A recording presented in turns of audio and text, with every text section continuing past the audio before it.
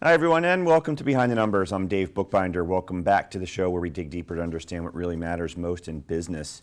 If you've been watching or listening to the news, you've heard the words artificial intelligence a lot recently. Some have described it as potentially the end of the world as we know it. Others have described it as the greatest thing since canned beer. We're going to talk about that and a lot more with my guest today, Artem Koren, who's the co-founder and chief product officer at Sembly AI. Artem, welcome to Behind the Numbers. Hey Dave, great to be here. All the way from the Netherlands. I appreciate you joining us today. Thank you for that. So I want to start off by just setting the stage with what you are doing at Sembly AI before we get into kind of the more global issues. But Sembly AI, it's meeting assistant, artificial intelligence. Tell us a little bit about the company and what is meeting assistant AI? Sure. We started in 2019 when the idea of any kind of AI assistant was very new, very fresh, and no one really thought much about it. And we spent a lot of time educating users on what it could do for them. Today, the idea of AI assistants is very prevalent. They appear in a lot of different areas. Our product, Sembly, is focused on assisting teams to get work done that they need to get done. And so we have an AI teammate who joins meetings just like a human would. So you invite the teammate to come to your meetings in your calendar invite. The teammate shows up on your Microsoft Teams, Zoom, or Google Meet calls, hangs out with you during the meeting, and you proceed with the meeting as you normally would. There's no like magic commands or words to say. You just have your meeting with your team. And after the meeting, Sembly will generate a transcript of the conversation. So it's searchable, it's shareable. It'll also provide you the best in the industry meeting notes that are very accurate and very detailed and very insightful from the meeting. It also identifies tasks, different kinds of tasks that were mentioned in the meeting. These could be small activities like to-dos, project tasks, or even project ideas. And it does that at a near human PM level. And it also identifies a bunch of key items like issues, risks, decisions, and much more. And then lastly, a feature that's been very popular with our user base is a feature called Sembly, where you can talk to Sembly about your meeting. So literally just before this conversation with you, I jumped into Sembly and I asked Sembly to give me a listing of all the features one of our major customers mentioned during my last call with them. The real deal. And they gave me a bulleted listing of all the features this person said, and I screenshot and I sent it to our product manager just to confirm we have the full scope. So this gives you some ideas of how you can begin to think about this meeting AI assistant in your life. Yeah, and for the audience, in total transparency, I do prep calls and meet my guests before we do the program so that when we get on camera, it's not the first time we're seeing each other. And when I was talking with Artem, the meeting assistant was there in the Zoom room, so to speak. And look, the conventional way is normally we have somebody as a scribe to take the notes and record things and so forth. And I'm sure everybody's had the experience where those items tend to perhaps fall through the cracks. So this is really a neat experience to see this in action. And Artem, funny enough, since we did our conversation, I was on another conversation shortly after that. And again, another meeting assistant is there. Talk a little bit about this conversation intelligence concept so that we understand how this AI is actually being able to understand what's happening during the course of this meeting as various people are communicating. So there's several aspects to conversation intelligence, and some are a bit subtle because they're things that we don't generally think about. So these are things around in what mechanical framework is the conversation happening. So are you guys meeting online?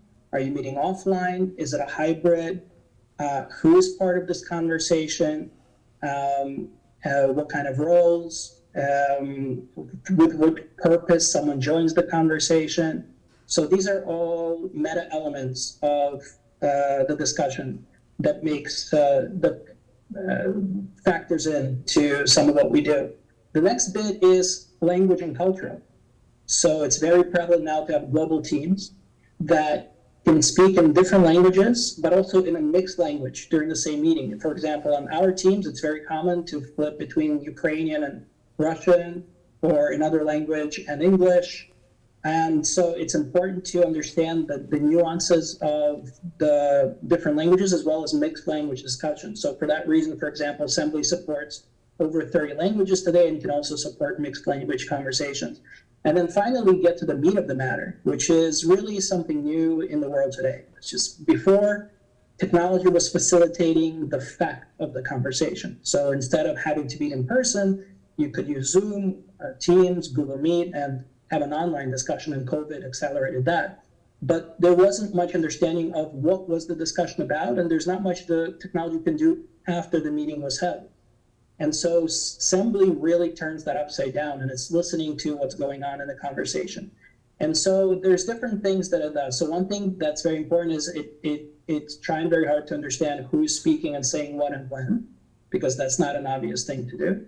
The next thing it tries to do is it tries to identify the different important points of discussion in the conversation. So effectively trying to understand kind of areas of productive discourse, and then mining those areas for interesting conversational bits. But a lot of what happens in terms of conversational understanding happens later behind the scenes, where we apply both proprietary and commercially available large language models to analyze the discussion in very particular ways to generate high quality results. And you can think about quality being a very important element here, because we do things like, controlling for bad language. We do things for like, correcting for kind of oddly spoken language elements, and a lot of refinement as we turn spoken conversation into analyzable text. And so there's a process that happens there. Yeah, that is really cool stuff. Is the AI clever enough to understand and tell you in this transcript who is actually speaking? Like if you've got a half a dozen people on the meeting, does it tell you who's saying what? Or is it just the conversation? Sembly is, yeah. So we have proprietary tech, including a voice print. So you can actually record a voice print in our platform, like a fingerprint, and it will actually be listening for your voice print, which is very important. For example, like in our professional plans, we have a feature called AI to-do. So as you're going through meetings, Sembly will be listening for your to-do items that you will need to get done at some point, and it will understand them because you will be self-assigning them, and then it can stream them to your to-do app automatically. So for example, my to-do app on my phone gets an automatic stream of to-do items from Sembly as a result. Nice.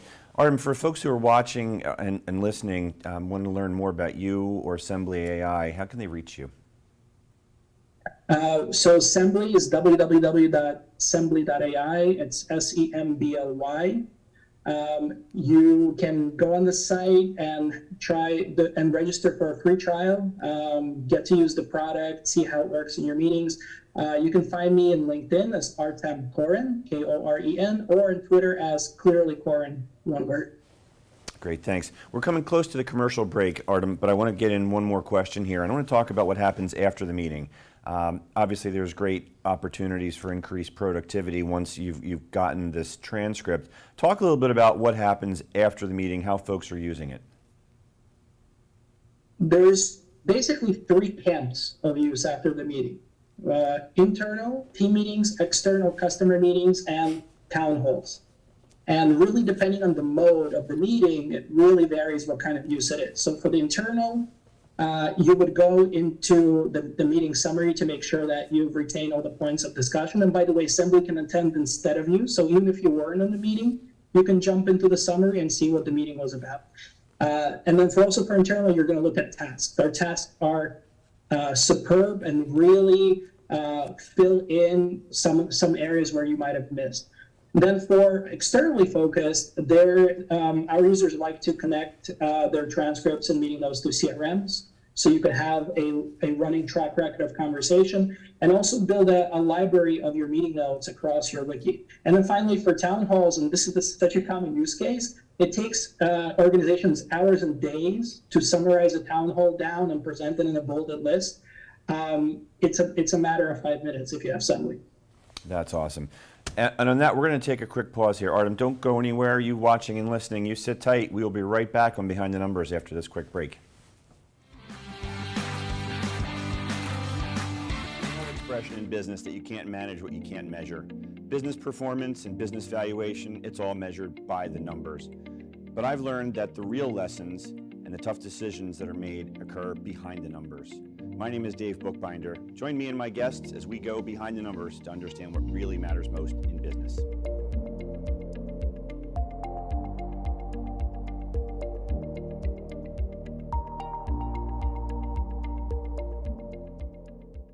I love that we both got an awesome network and save money doing it. I know, $25. I love that it's guaranteed for 3 years. Hey, we're sitting on a sign here. Switch and get Welcome Unlimited for $25 a line, guaranteed for 3 years. Verizon. Hello everyone, I'm Mark Iorio. I'm the host of Rainmakers Roundup right here on RVN TV. The show is about looking for people who are in competitive businesses that are doing something different and unique in the world of sales and marketing.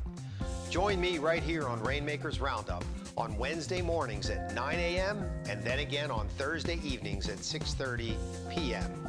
right here on RVN TV.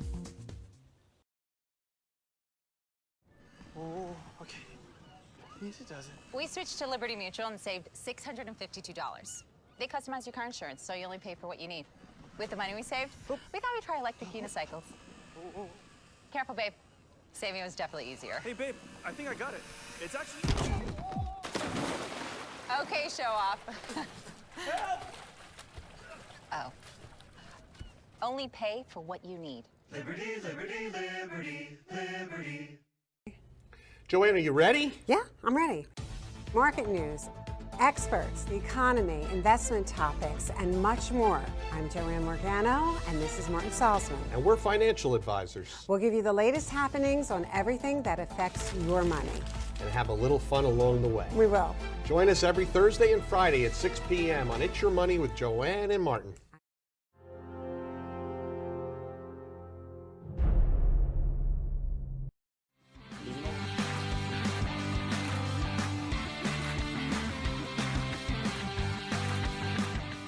And welcome back to Behind the Numbers. I'm Dave Bookbinder, and today we're talking with Artem Koren, who's the co-founder and chief product officer at Sembly AI.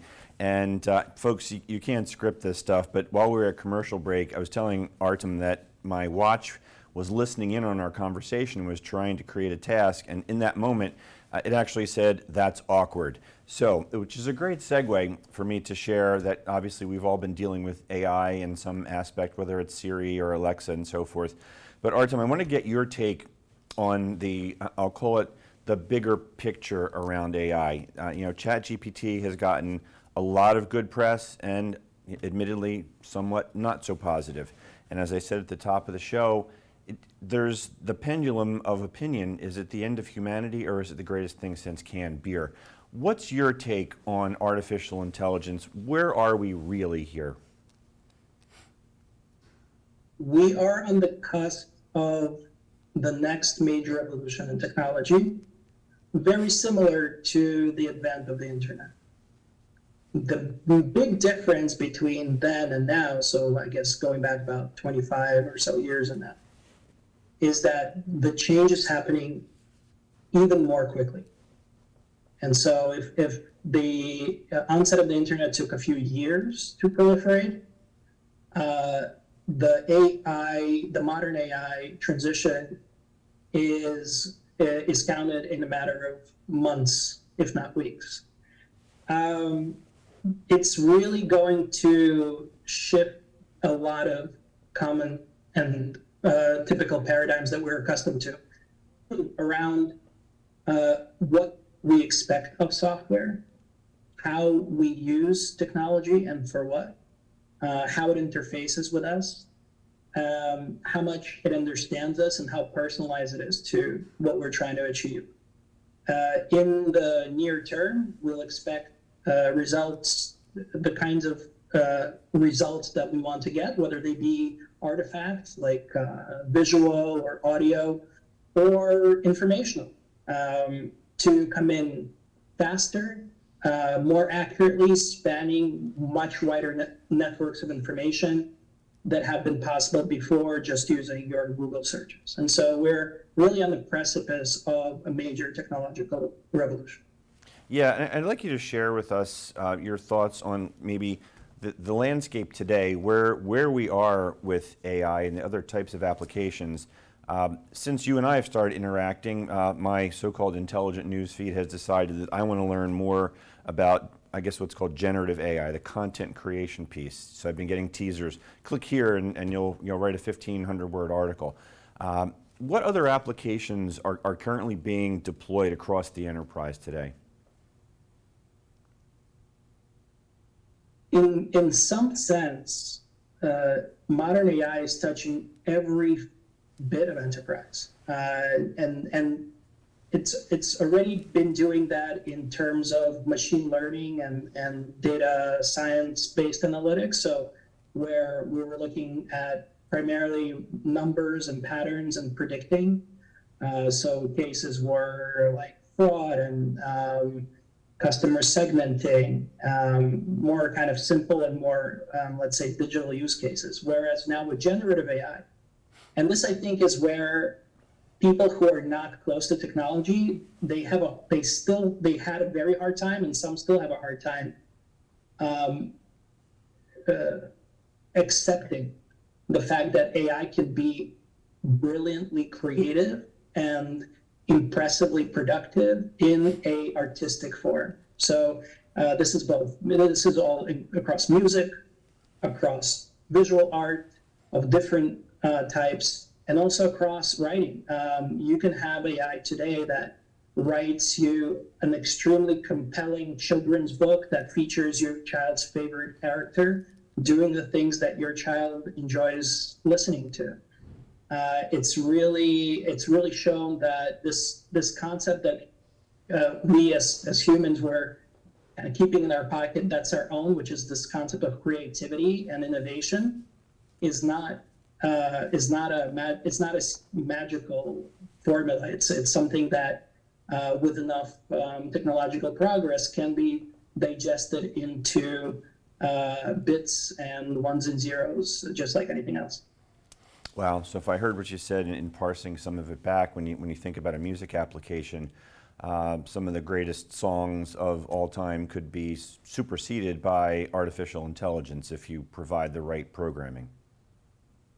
Exactly. And you could even have, if there's a genre you like and a performer you like, you can have AI generate a song with that performer in that genre with completely original music and lyrics. In fact, I saw some new research out of Meta from Jan LeCun's area that generates extremely high fidelity music. Now, I'm not a music expert, so I can't truly judge the quality, but to my untrained ear, it sounds pretty great. And there was another popular case where a new song came out where I believe it was Jay-Z who was on the track, except he was never physically on the track. It was all AI generating lyrics and his voice.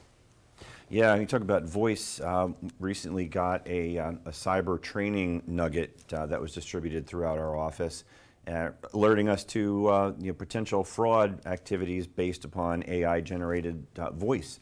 Pretend that the CEO would leave you a voicemail message or even call you and ask you to do certain things, and it's really solid. So talk about the downside risk here.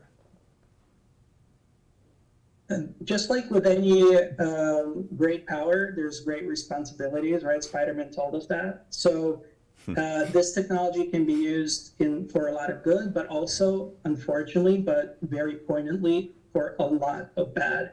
And this voice impersonation is just scratching the surface. Now, AI could, today, it's still in early days, but let's say, in the next several months to a year, will be able to act a lot more independently. So today it works in more of a prompted way where you ask for something and it gives it back to you. And the stuff it can give back to you is getting exponentially better. But soon you won't need to prompt it for a response. You can prompt it for a goal. And it will go and noodle down its own pathways of reasoning and actions to get to that goal. There's already very early examples of that in products like AutoGPT and Baby AGI and those kinds of very early frameworks. And so the danger is very real because just like you can set it to do a very useful and productive goal, you can ask it to do something really nefarious. And I think that it introduces a new set of dimensions to how we think about safety and security that we'll have to start to concern ourselves with the advent of this new technology. Yeah, and that's a really interesting look around the corner of what the future of AI might look like. And I'd be remiss if I didn't ask you, what's the impact on human beings right now? What's the impact on jobs, for example?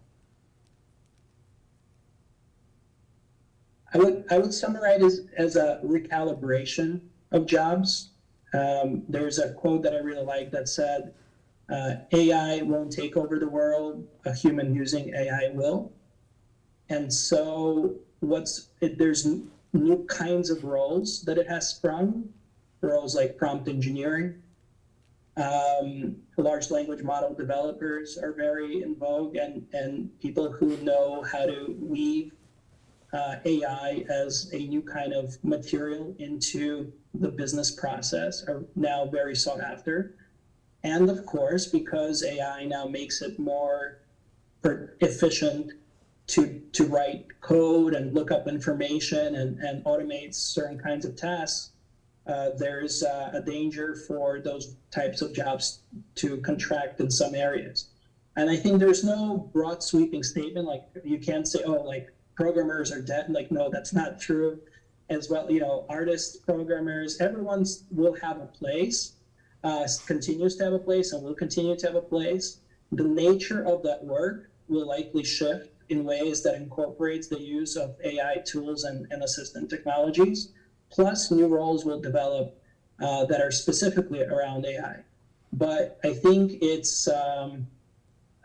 behooves everyone to familiarize themselves with the latest in AI tools that are proximal to their area of expertise and work, and to understand the trends and to understand how those tools apply to the work that they do, so they can achieve the new levels of productivity that these tools enable. Yeah.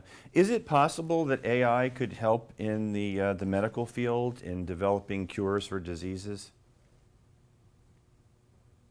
Short term, it's already being used in many different ways, everything from patient interviews to cancer oncology analysis, the digital biopsies of oncology, and it's already playing a big role in those areas.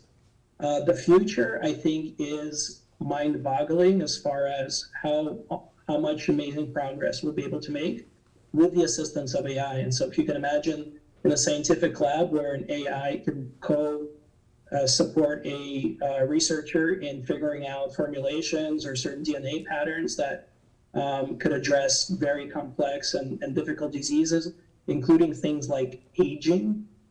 I think this is becoming, truly within reach over the next decade. And I am confident that we will have major breakthroughs in medicine and pharmacology that are either AI-led or heavily AI-assisted. From my perspective, it's guaranteed. I like that, and that helps us come out of the dark side of the conversation that we had. I just got the high sign from my producer. We are down to just a couple of minutes here, but this is such a fascinating conversation. I've got to ask you one more thing to end on an up note here, and maybe just a minute or two, Artem. And let's talk about the collaboration aspect.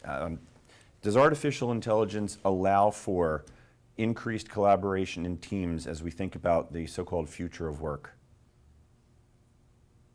Absolutely. So first of all, it offers a new dimension of collaboration, which is collaboration with artificial intelligent actors. And that's something that we haven't really thought about, but it's becoming more of a reality. But inter-team collaboration within the same team and across teams is certainly empowered by AI. First of all, it breaks down language barriers because you can now understand, what's going on in people's workflows who may not be speaking the same language as you, but AI doesn't care what language it's in. It will give you the language you want. Next, it's in terms of communication styles. It can really help and support different style of communication for different people, and help you to more effectively communicate ideas with your team and vice versa, and teach you to be a better communicator, but also help people better communicate with you. I think in all those areas, it's going to improve how we collaborate. That's great. I wish we had more time. I could go on for another hour here for sure, but unfortunately we are done. Artem, thank you so much for joining us today on Behind the Numbers. Thank you. It's been really fun. It has been fun. We've been talking with Artem Koren, who's a co-founder and chief product officer at Sembly AI. Definitely check that out. That meeting assistant thing is really neat stuff. I am Dave Bookbinder, and I'm the one that my clients turn to when they want to know what their most important assets are worth. You can find me on LinkedIn. Always happy to have a conversation. Got to give a shout out to the guys over here in the production booth for making the show run smoothly as they always do. And a big shout out to you, the audience. We can't do the program without you. Thank you so much for tuning in every week. We usually drop an episode every week. Hit that subscribe button so you know that all that we're up to. That's it for today. We will see you next time on Behind the Numbers. Take care, everybody.